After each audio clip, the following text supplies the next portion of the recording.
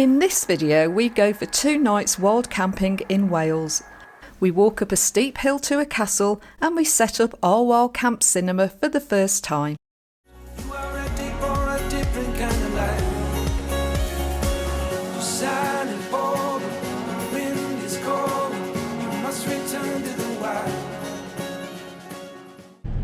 So we're going away for a couple of nights and Stu has just... nearly went straight into the garage because I forgot to put it in reverse. I'll put it in forward instead.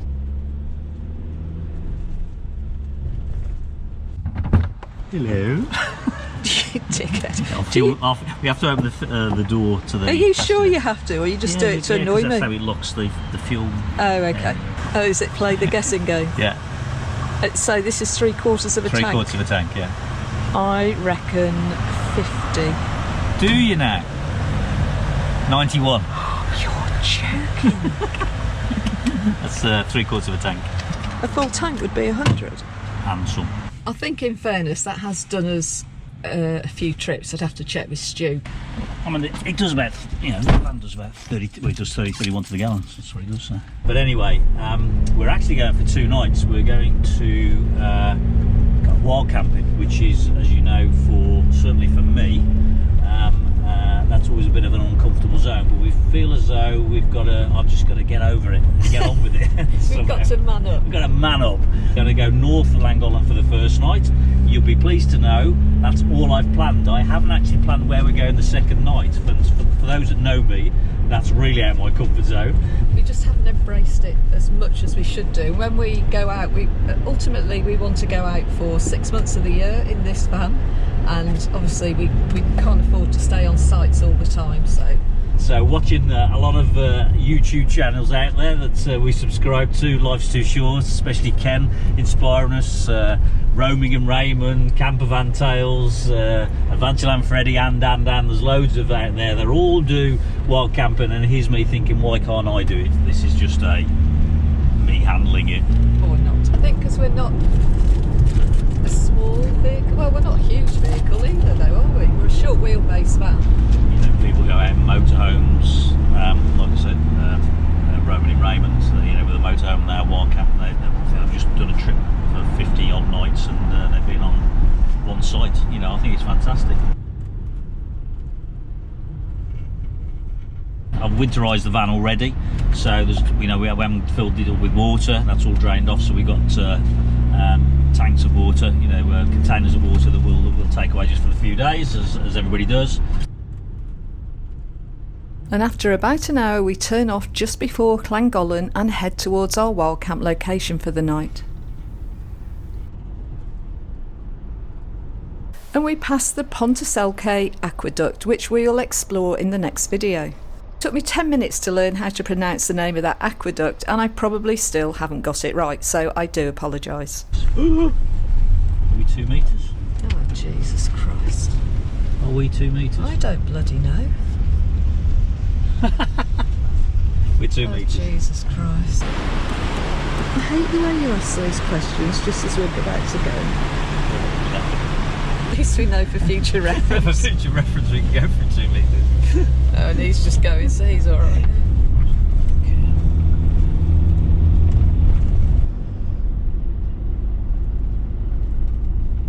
Now initially, Stu has set a rough destination into the sat-nav, and he pulls over to set the precise location, only to find out it's just around the corner.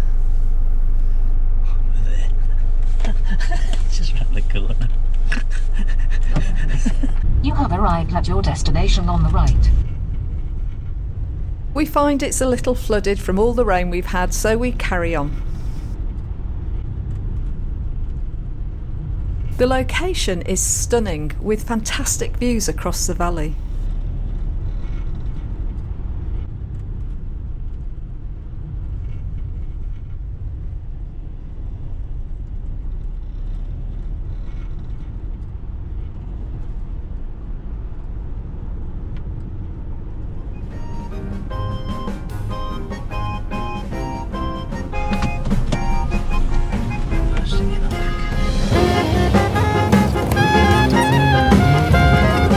Push it back there. go for a walk now. That's too wide. That's no good.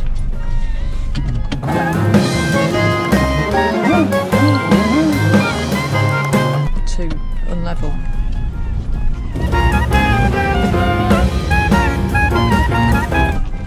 So is that quite level? That's better, isn't it? Yeah, definitely. So we've come across to just north of Llangollen, so we're going to stay here the night.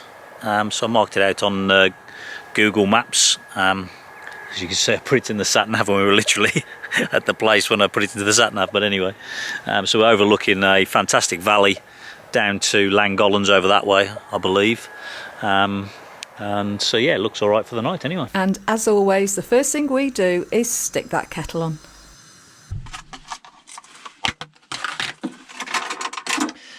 Can't beat a pikelet or a crumpet. What's the difference between a pikelet and a crumpet? What do you used to call them? Pikelets in Australia. Is it pikelets? Yeah, I think my mum used to call them pikelets, but I don't know. Answers in the comments. Too much butter, I know. I know, you put so much on the other day. Your diet's atrocious. Thank you very much.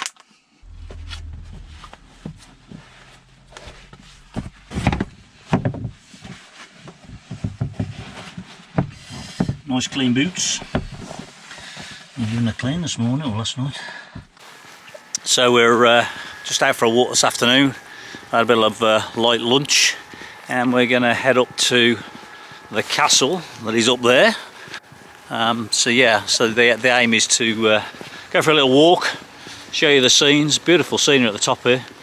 Have a little bit of exercise, and then back to Harry for probably a film tonight and something to eat.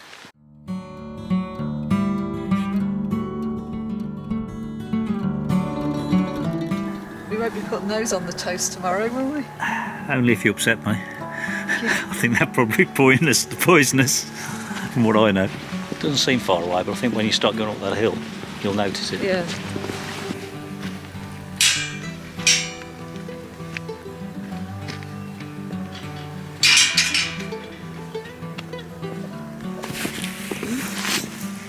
It's a bit slippy on the rocks, isn't it? Yeah.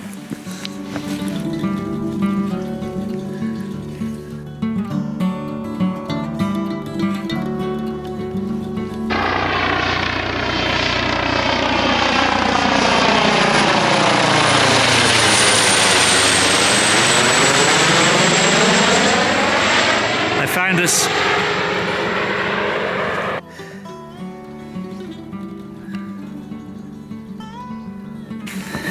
Problem is slippy, these rocks. Okay. They're slippy, aren't they, with the mud?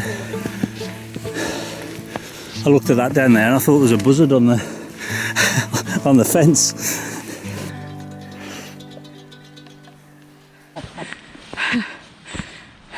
Oh my God, I thought that was it.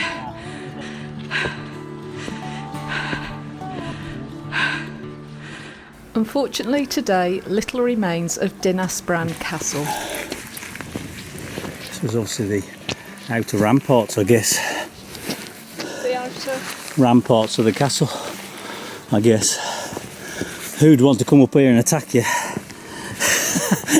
I don't know. And it's also known as Crow Castle, which would explain why there was a crow as we were walking up. It was built by the local Welsh ruler Prince Grafad in about 1260. And it actually had a really short working life of about 2 decades because it was burnt by the Welsh defenders in 1277 in the face of a threatened English attack.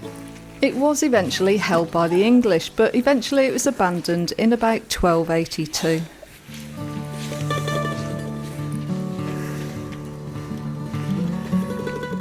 Certainly had a view.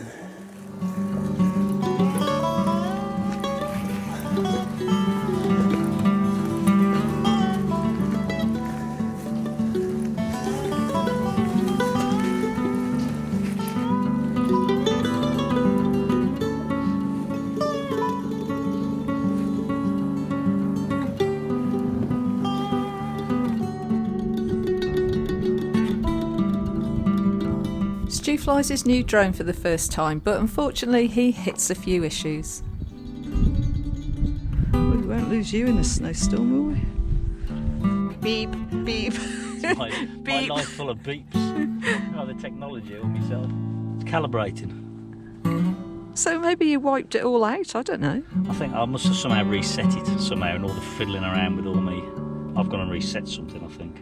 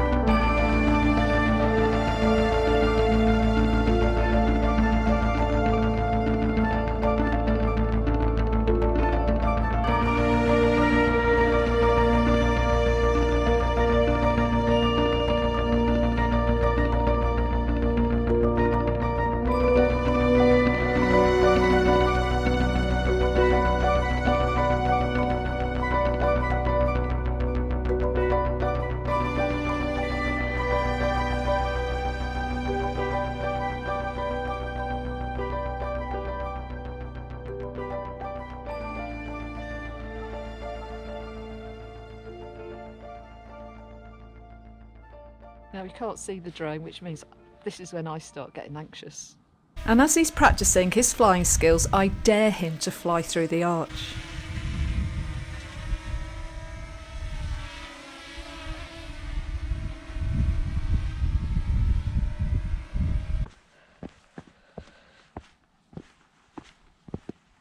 Now I'm taking this really slow because I've just had an operation on my wrist and I'm petrified of falling over. So I've lost you, he's just gone. And is he there? Oh, Jesus, oh no, he's still here. And it's time for us to head back down the hill and back to Harry for what's been a really great walk and stunning views.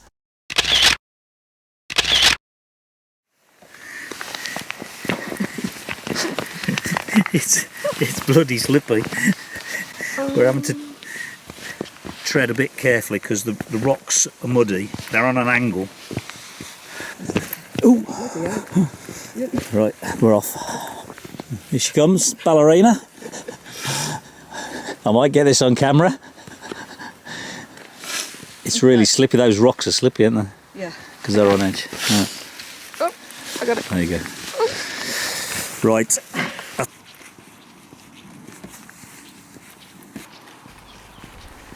And we finally make it back to Harry, albeit with a little less energy than when we left.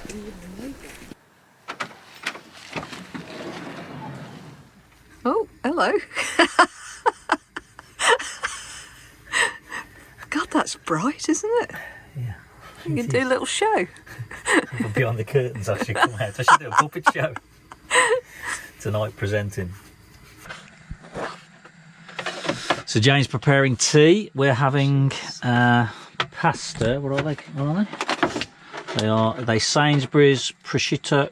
Sorry. Prosciutto. What are prosciutto? No, prosciutto ham in I don't know, in the pasta little shell, whatever they're called. We're having pasta. So we're having pasta. So we've got the water on. We've got the sauce in the pan at the top. We don't know whether that's going to be hot enough to warm it through. If not, we'll just flash it on the. We're trying to improvise a bit, aren't we? Yeah, use a bit of energy-saving stuff. We're going to have peppers, we're going to have tomatoes, we're going to have salad. And what did you call the pasta? Prosciutto. It's prosciutto. Is it prosciutto? What is it? What is Isn't it? it prosciutto? I don't know. Yeah, okay. Answers in the comments below. We have our little Getaway Geese lights for a bit of ambiance at Harry the restaurant. Just drain that off into the bowl. Steam City. And now we have the old pasta sauce to run over it. Okay. It's hot. Nice. Nice and simple anyway, isn't it? So I'm putting the internal screens when we're wall camping. We don't use the external screens, mainly for security, you know, just in case robbers come in the night. We have to get away. We've got some cab curtains that are really quite good quality, and we'll pull those across at night. That way gives a bit more extra warmth. So we're going to go and watch a movie now, but we've invested in a projector. So I said earlier we're going to try it out. So we've sort of tried it out at home, but not in the camper van. So we've gone for a Nebula Capsule 2. We did a lot of research on it, and there's some entry-level ones, which are probably fine. We were a bit concerned about what it would be like in the daytime when there's light, and it's all to do with apparently the lumens, which is a measurement of brightness, I think, etc.